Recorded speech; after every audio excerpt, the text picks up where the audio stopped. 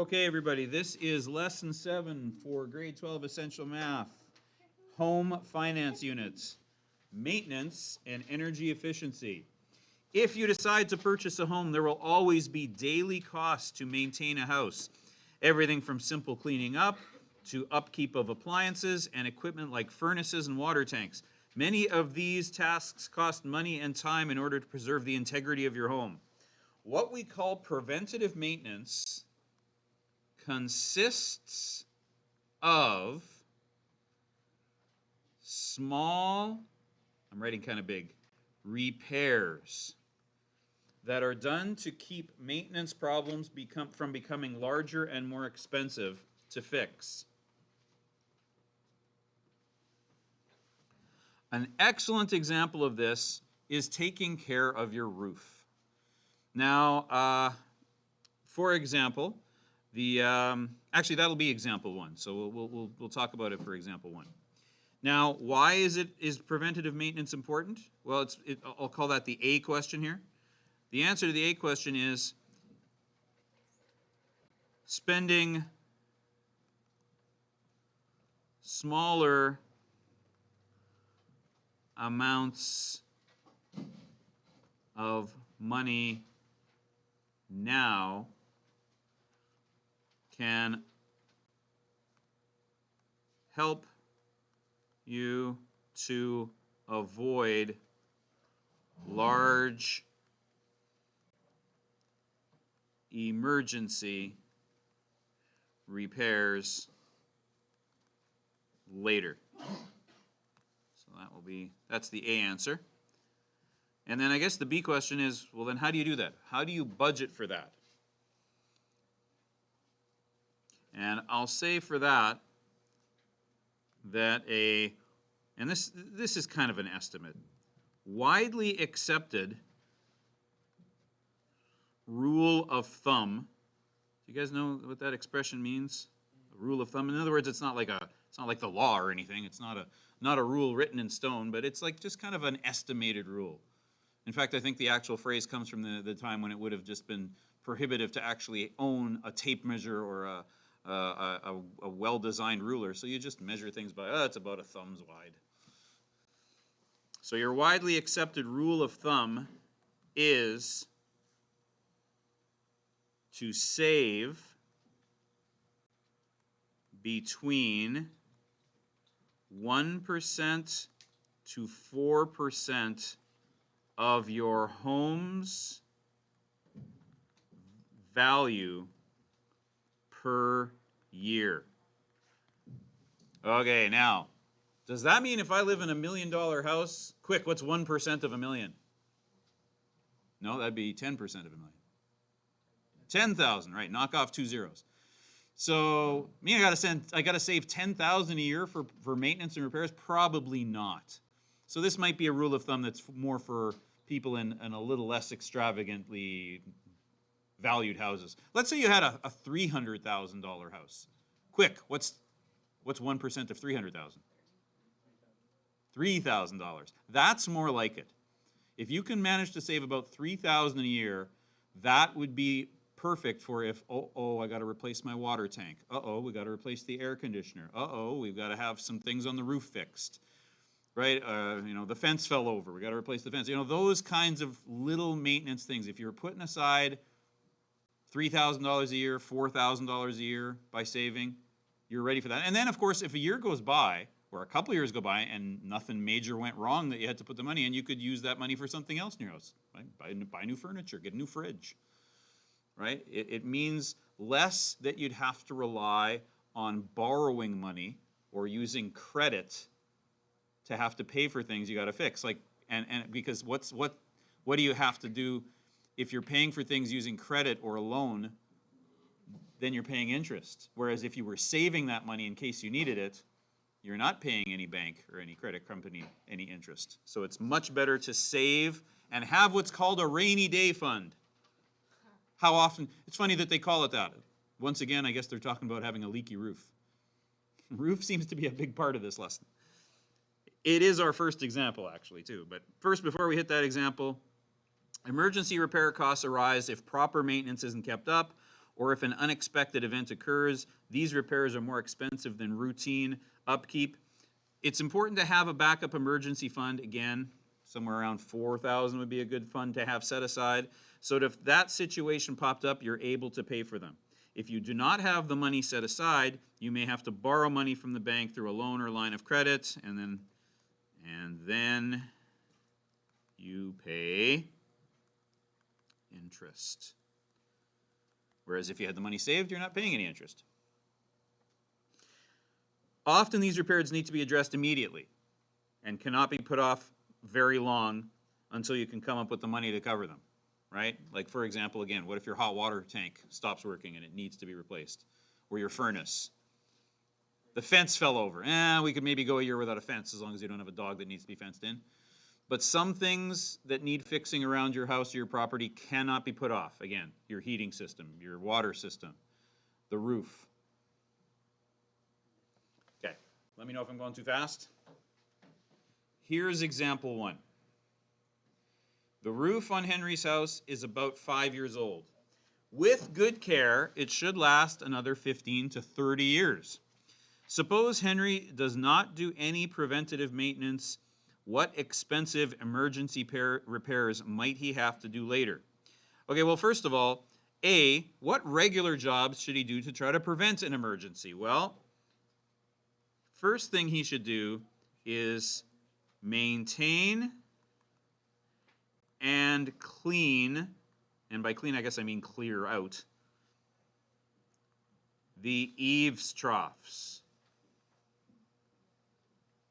And I know that's a big, crazy long word, and I usually have to sort of describe for some students what an eaves trough is. So I'll get you to kind of imagine that this is the roof of your house, right?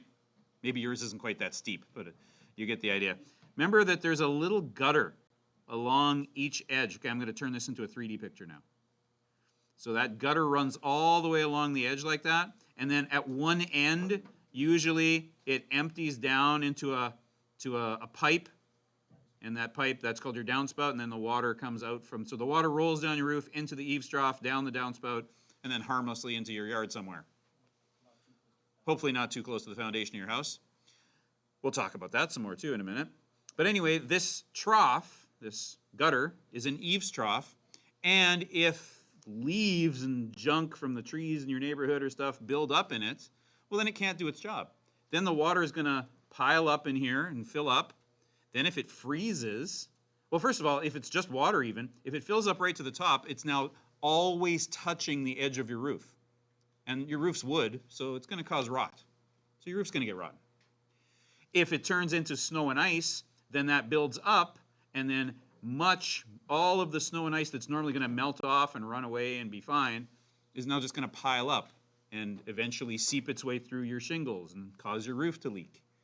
So just keeping your eaves troughs clean is a good idea. Now, I have a 2-story house.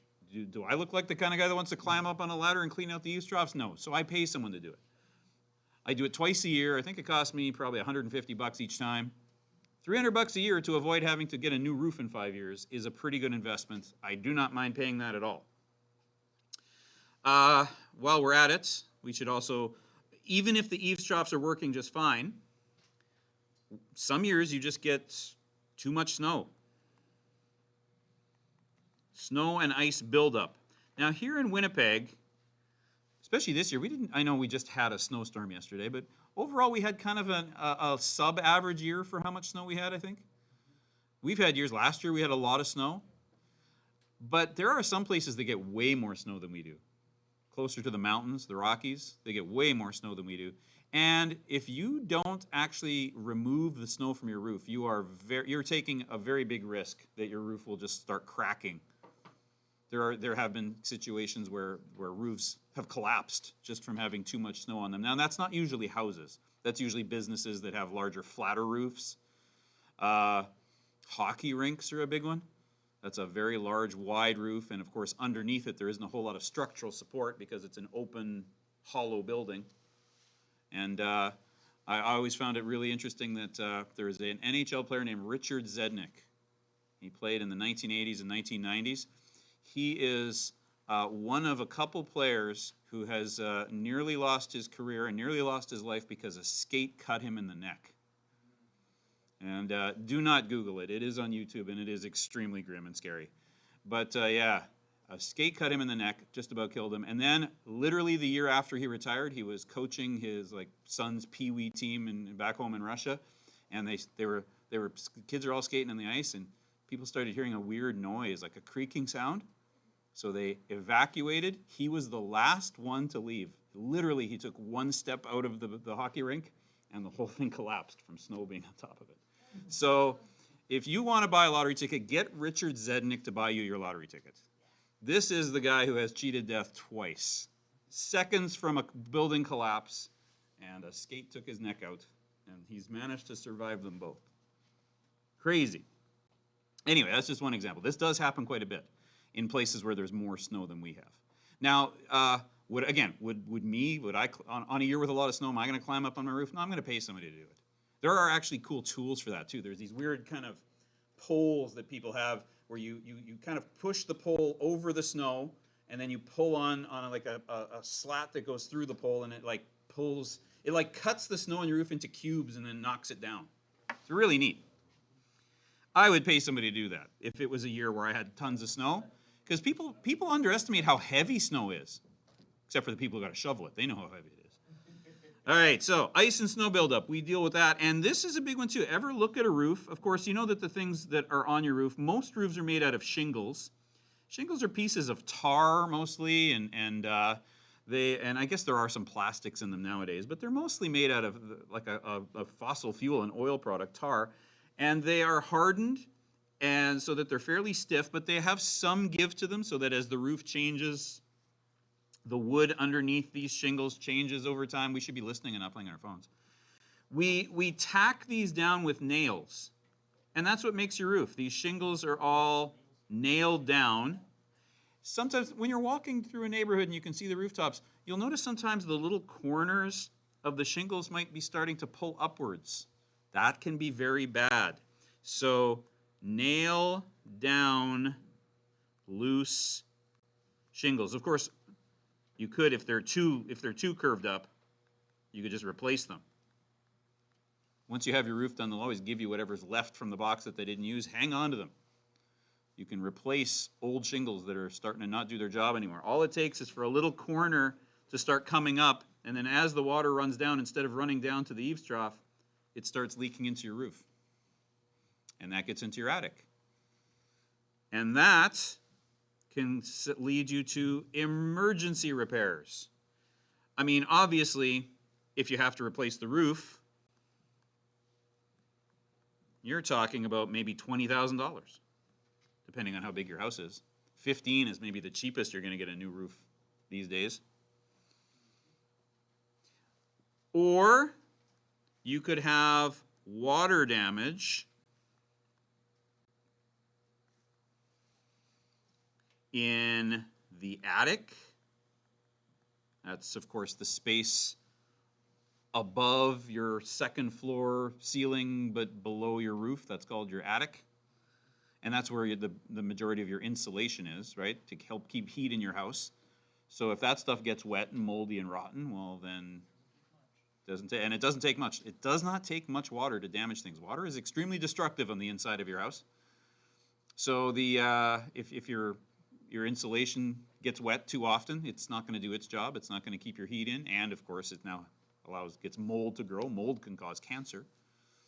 So water damage in the attic's bad, and of course, if it gets even worse than that, it can damage your ceilings. Oops, I just misspelled ceiling. Your ceiling, your walls, and it can even drip behind the walls and damage your floors. All from just not taking care of your roof. So that's a good example of preventative maintenance. It doesn't take much. Pay the guy to come clean your eaves troughs, and he'll let you know, hey, you've got some shingles up here that need replacing or nailing down. And then get that fixed. Now, that's just one thing, the roof. There's a lot of things in your house that can go wrong and end up costing you money. So it's not a bad idea to kind of make yourself a schedule of when to do things. What sorts of things should you do every month to make sure things are good in your house? Well, how about check your fire and CO detectors? Do I have to describe what CO is? Who's taking chemistry? What's CO? Carbon monoxide. I had some people this morning admit that they don't even have carbon monoxide detectors. I think nowadays you can't build houses without them. I think they're code, right? So yeah, you've got to get yourself a CO detector. If you have a gas burning furnace, which most of us do, then it is crazy to not have one of those. They're very often nowadays built into the actual fire detectors and alarms themselves. Yeah, they're usually one unit now. Right. Yep. I don't know that many people have that. This probably didn't get picked up by the mic, but the ones that are actually, if you have your fire detector hooked up to a monitoring station, then it's got a CO2 detector in it too. But mine are just the plastic ones. They do the job, right? It doesn't take much. Once a month, walk around, press the little button, and it goes beep. If it doesn't go beep, something's wrong with it. Okay. All right. I don't know if this one's every month, but at least 3 or 4 times a year. Most people only do this once a year, but 3 or 4 times a year, so that's pretty close to monthly. Every 3 months, 4 months. Replace your HVAC filters. Now, does anybody know what HVAC stands for? That's right. Heating, oops. I'm having a bad spelling day. Ventilation. Is there 2 L's in ventilation? I don't know either. Only 1 L, thank you. Ah! Heating, ventilation, and air conditioning. Now, not everybody has an air conditioning system. Some people just have maybe a small one in a window somewhere. But if you have central air conditioning that gets pushed through the house the same way that the heat from your furnace does, your heating, ventilation, and air conditioning is basically one system, and it all goes through one filter.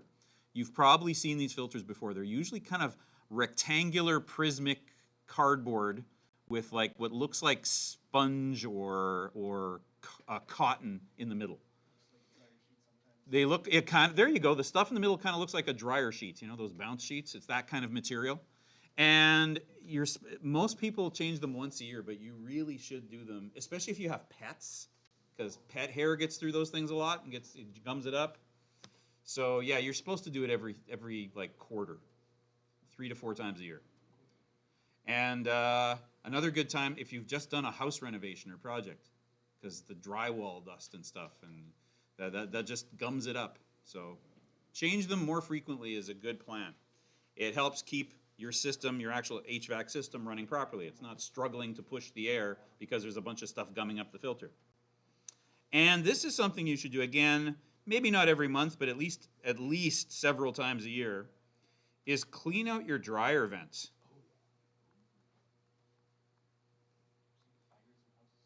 Yeah, that can actually eventually, if it gets really bad, can actually eventually lead to a house fire. But even if it doesn't, your dryer suddenly is trying to push air outside, you know, the hot, damp air from your clothes, and instead of the hole being this big around, it's now suddenly much smaller because it's all gummed up with lint that it was trying to push outside. So that creates a lack of efficiency for your dryer, and it'll eventually burn out the motor of your dryer. And then instead of a couple times a year just cleaning out lint, now you got to buy a new dryer. Very expensive. What should you do once a year? You should for sure check your fire extinguishers once a year. Yes, everybody should have one. No, I think most people do. You should check your fire extinguishers. You should have the actual HVAC system cleaned and serviced, meaning that they do a quick check to make sure that it's inspected and everything was working good. And that should be done by a professional. A lot of people, oh, I just do it myself. I open up my furnace and take my steel wool and clean it out yourself. Take the vacuum out the dust. Okay, that's fine if you know what you're doing, but I don't know. I think I'd prefer to have a professional do it, frankly, so I pay people to do it.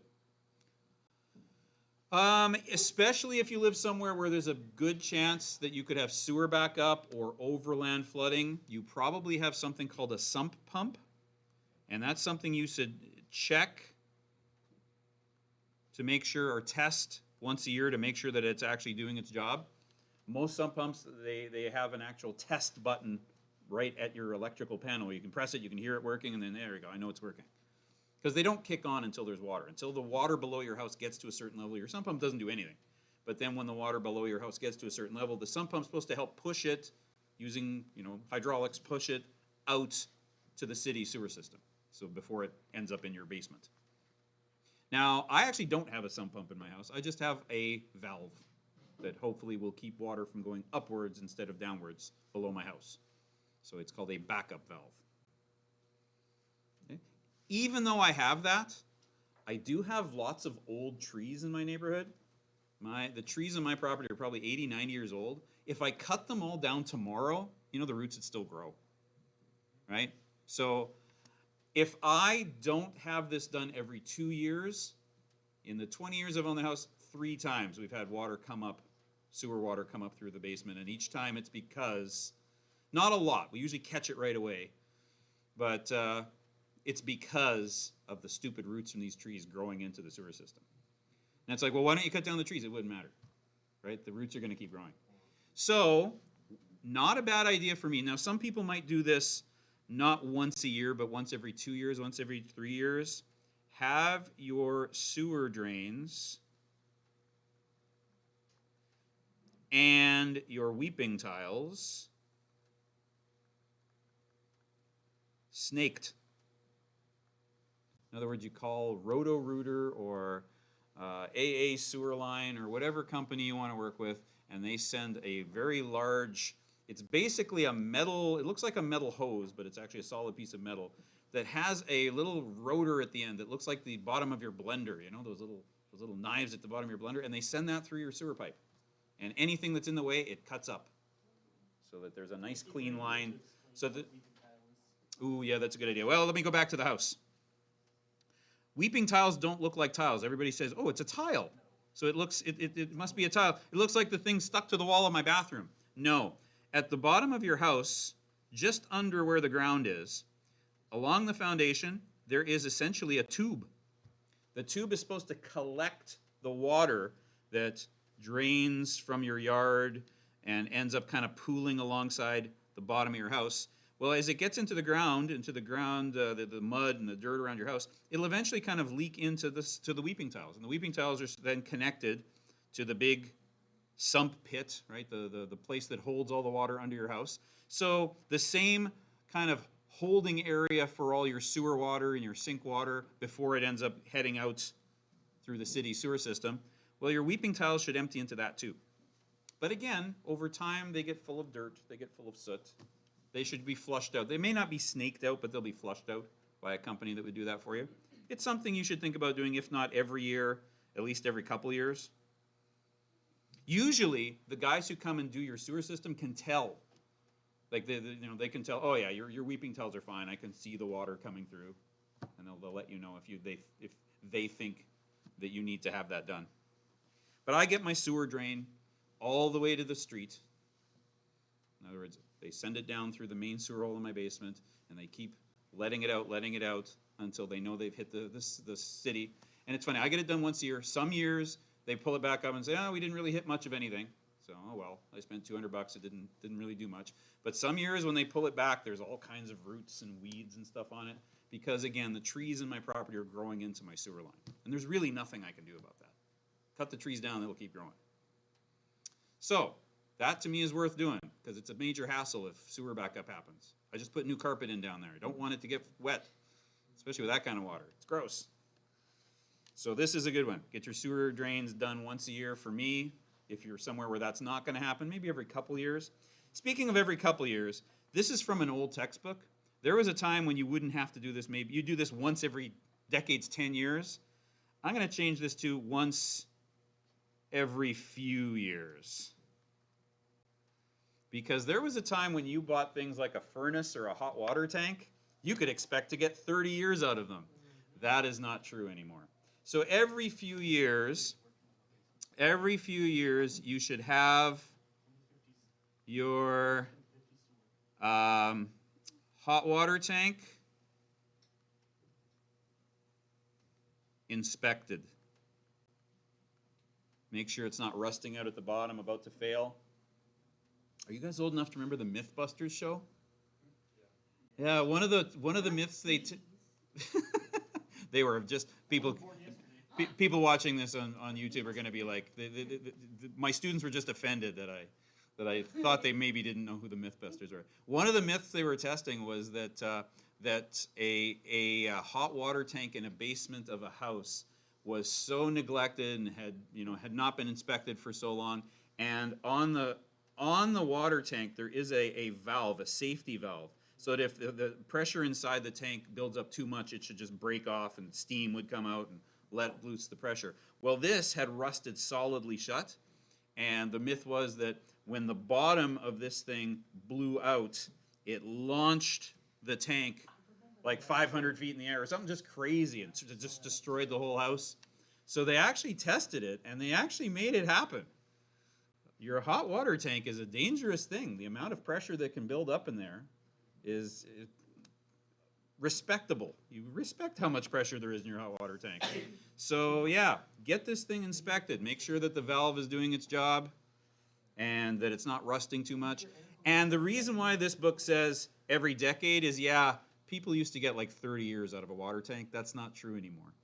That's true of, and that's true for every appliance nowadays. They are designed to not last that long. There are agencies trying to fix this problem, right? Europe is being great. Europe is about to go to war with Apple. Because have you read about this in the news? Apple designs products knowing darn well in 5 years it's going to not work very good and you want a new one. There's countries in Europe trying to make that illegal. As in, you can't sell your product in our country if you design it that way, and I hope they win. They're a little ahead of us when it comes to They're a little ahead of us when it comes to being a little better for our environment. How about that? I think we should be doing the same thing to appliance manufacturers because, let's face it, they are now designed to last 5 to 10 years at most. They are designed to fail so that you have to buy a new one. I'm sure everybody here who's grown up here in North America has some memory of a grandparent who has a 50, 60-year-old fridge. Still do. No fridge design nowadays will last that long. They are designed not to. I think we're going to get back to the days where they are back to designing them to last. And instead, what they'll do is they'll try to design them to last, but design them to be upgradable, right? So it's like, oh, well, then there's a new feature. Well, we can upgrade your fridge with this new feature, or upgrade your dryer or your dishwasher with this new feature. I think that's the future, and I hope we get there soon. Anyway, one other thing you should do every few years is recaulk around your windows, right? The amount of energy you lose in the little gap around where your window meets the wall can be very significant. And you know what? Not just around your windows, but also around in your bathroom, around your showers, your tiles, around your toilet if it's got a little bead of silicone caulking around it. Every few years redo that. Just pull it up. Once you start digging it up, it just comes up really easily. Yep, and then just redo it. Takes in an hour, you could probably do all two bathrooms in your house, whatever it is. And then, see, the problem is, if you have, say, a tub that has a bead of silicone caulking around it, if it was pulling away a little bit from where the tub surface meets the floor, you wouldn't really see it with your eyes. But as water builds in there and builds in there and builds in there, well, it's going to rot out the floor underneath your tub. So every couple of years, redo that. It's like, it doesn't look like it needs it. Do it anyway. If it hasn't been done in 4 or 5 years, do it. So there you go. Those are things you can do to avoid really expensive repairs. Question? Most Yeah, I purposely left out things like septic tanks and cisterns from the conversation because here in Winnipeg, most people don't have those. I even left out radiators. I wasn't going to talk about, because radiators too, if you have radiator heat, there's stuff you got to do to those every year as check. There you go. But because we are talking to students who live in the city of Winnipeg, most people don't have a big tank in their basement for their fresh water, which you'd call a cistern, and most people don't have their sewage go to a septic tank. If you did, that's an annual thing. You have to have your septic tank emptied every year. For those of you who don't know what a septic tank is, imagine if all the drains in your house didn't drain and was taken away by city pipes. They ended up in a big tank that's under your yard. That's called a septic tank. And a big truck comes by and sucks it all out and takes it to a water treatment facility. So it ends up in the same place as the city stuff eventually. But yeah, I didn't bother putting that on there. But yeah, thanks for mentioning it. That's definitely an annual one. And if you didn't take care of that every year, it's gonna rupture. It could back up inside your house. All kinds of badness could happen. All right, let's keep going. Often when homeowners are performing preventative maintenance on their homes, the idea of replacing certain items with more energy efficient ones comes up. So here's the other side of maintenance, replacing stuff with stuff that is more efficient. The expectation by switching to more energy efficient appliances and materials in your home is that it will lower your regular maintenance and lower your utility costs in the long run. When I had new windows put in my house in 2014, 2015, I noticed right away that my heat bill went down like 30, 40 bucks a month. That much in the winter. So yep, that was important. And that's the first one on the list here. Install new windows. Make sure that your doors have that plastic weather stripping tape around them. If your furnace is dying and it's time to replace it anyway, think about spending a little more money and getting a high energy efficient one. If the insulation in your house is more than 20 years old, you might want to rethink. It's not expensive to buy new insulation and have somebody put it in if you don't want to do it yourself. Okay. Yeah, there's types of insulation now in older houses that is not code anymore. You're not allowed to use sawdust. You're not, that Urafoam stuff, you can use it in walls, but you're not supposed to use it in ceilings. Well, even that's what I'm talking about. The spray foam stuff is good for walls, but I don't think they let you use that in ceilings. It's got to use the pink. Yeah, the fiberglass stuff. But there are some homes that they just use the spray stuff in their ceilings too. And I don't think that's code anymore. So those things right there would save you money in the long run on your heating bills. How about your water bill? Installing a high energy efficiency washer, right? If your washing machine dies, buy one that's energy efficient. Mine has the thing where it senses how many clothes or how high the clothes level is in it when you throw them in, and it only uses as much water as it needs rather than just filling up the whole way. Replace shower heads and faucets with ones that don't squirt out as much water when you're having a shower. And of course, when you have a shower, everybody should shower this way. You get in the shower, you get wet, you turn it off, you soap up, you lather up, you turn on the water, you rinse off, you get out. You don't stand in there for a half an hour like a crazy person. Only a half an hour? What are you doing in there? I don't know. You can tell I'm the person paying the bills here, right? High efficiency fixtures, whether that's for your sink or your tub or whatever, and replace that 40-year-old hot water tank with one that's more efficient, and you will save money on your water bill. Speaking of water bills, I actually did look this up. Here, hang on. I'll find the numbers for you. Anybody got a bottle of water on their desk right now? Okay. That bottle of water probably cost you $1. So try to imagine there's a bottle of water on the desk at the back there. Well, that's not water, but you get the idea. That's the size of a bottle of water. So 2 of those, $2. How much water from your tap can you get for $2? 10 gallons?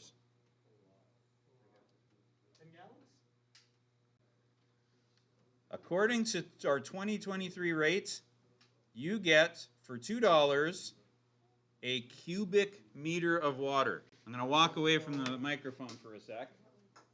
1 milliliter squared. Yeah. Centimeters squared for water. Imagine a cube. Guys, you can imagine a cube, right? Like a square in 2 dimensions, right? There's how tall it is. There's how long it is. There's how wide it is. So imagine 3 of these sticks. That's 1 corner. That's 1 corner of a cube. So imagine a box this long, this wide, this tall. Filled. That's $2. This is why we should be drinking tap water. Bottled water is stupid. Stop buying it. Come to the building and fill up from the tap. But I don't like the taste of that water. Get used to it.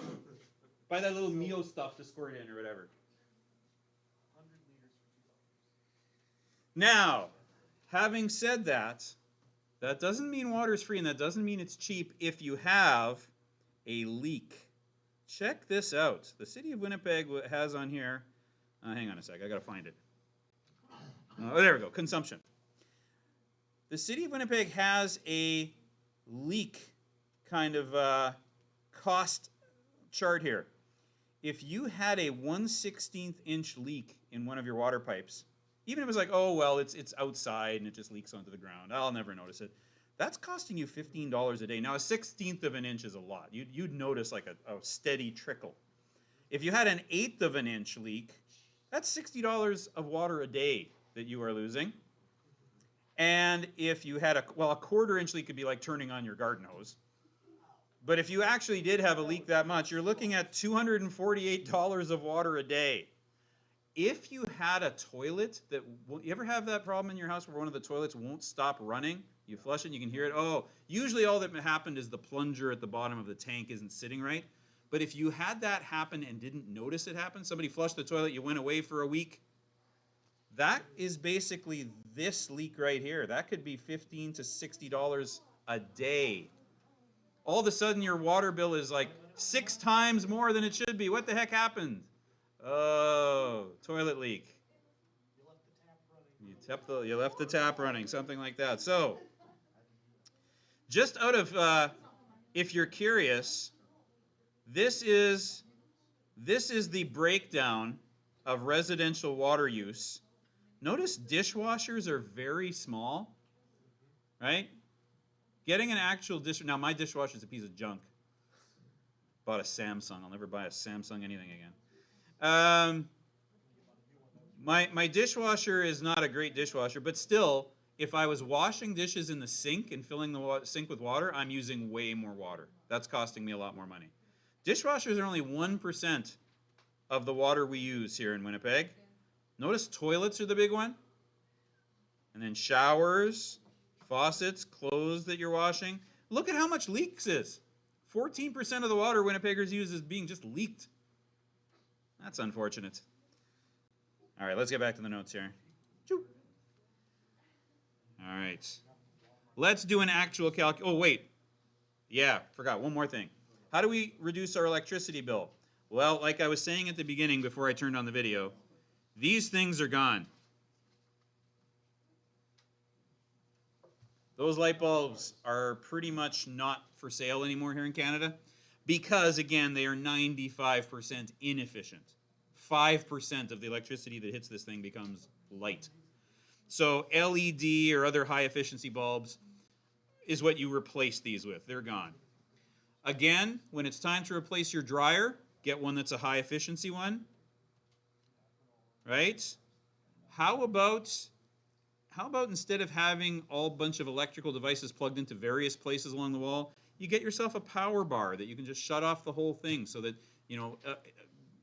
electronic devices that you're not using right now aren't drawing anything. Because even something plugged into the wall that's turned off is usually drawing a little bit of some power. Unless you put it on a power bar and then cut the power to it. Ta-da!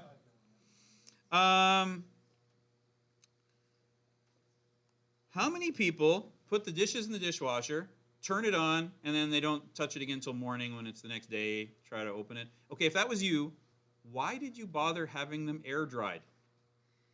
Right? Why have the thing get super hot and blow heat at them to dry them if you weren't going to touch them again for 12 hours anyway? Right? Turn off the heat dry.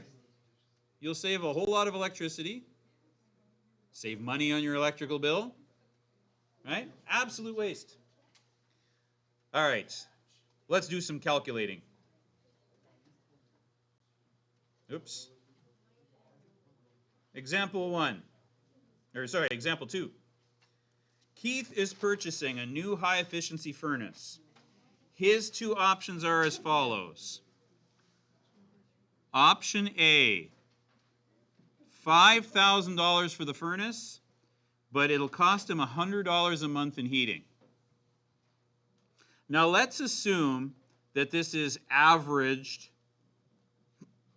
because as soon as I did this example, people this morning went, well, you don't use your furnace 12 months a year. I know it feels like that, but no, we do have summer eventually. But let's assume that that 100 is an average, so we can use the number 12. So option A costs me $5,000 to buy the furnace, and then $100 times 12. And I know there's 4 months of the year where I probably don't turn my furnace on, but it's been averaged out, so it's an average of $100 a month. And then when I do that calculation, I get $11,000. For option B, it's a much cheaper furnace, but it's not as efficient. It's going to cost me $140 on average a month to run it for 12 months. And when I do that calculation, I get $10,400.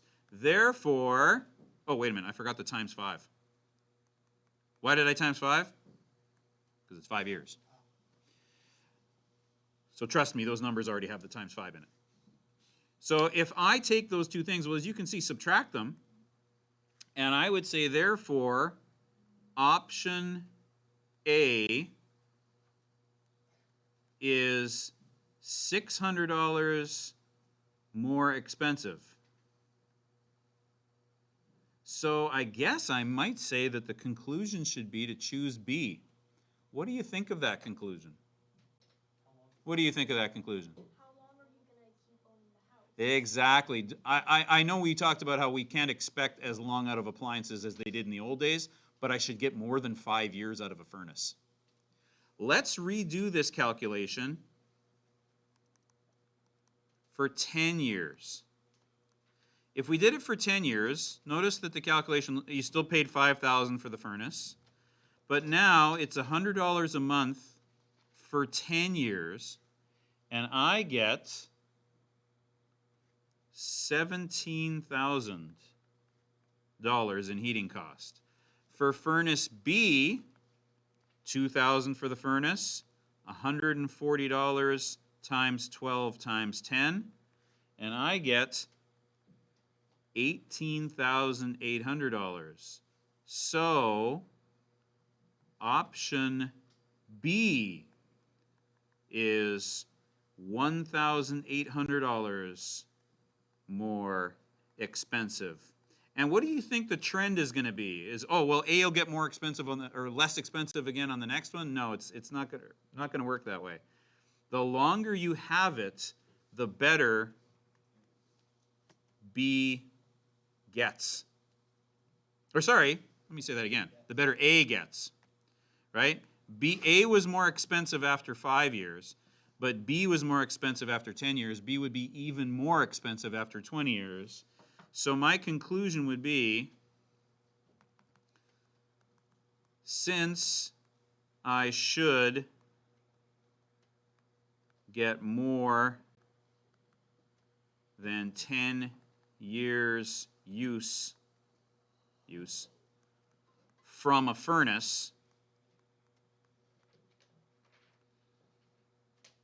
A is the cheaper option. You're probably going, but it's $3,000 more expensive to buy.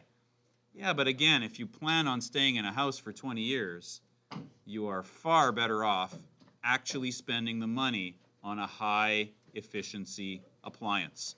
And that's true for both your furnace, your fridge, your washer, your dryer. The more energy efficient they are, the more expensive they are. And if you're wondering, how do you tell how efficient or not efficient they are? Hold on, I gotta find where it is. There we go. pretty much every appliance you buy has one of these labels on it. Ever seen one of these? It's usually a sticker or something you got to rip off the thing. This number here tells you how much electricity it uses in a year. Okay? Measured in kilowatt hours. So the lower this number is, the more energy efficient the appliance is. So if you're comparing appliances, you look for this sticker, and whichever one has the lowest one of these is going to save you the most money in energy use. Now, you obviously, it depends on the appliance. You have to compare, you know, if for example, this was a lower number, but it was a much smaller unit. Well, if it was something like an air conditioner, I can't buy the smallest air conditioner and then put it in a great big house, right? So there is some things to consider besides the number on this sticker. But if you're comparing things that are the same size, does the same job as each other, whichever one has the lower number here is going to save you the most money in your energy bills. All right, that's the lesson. You can work on the homework now.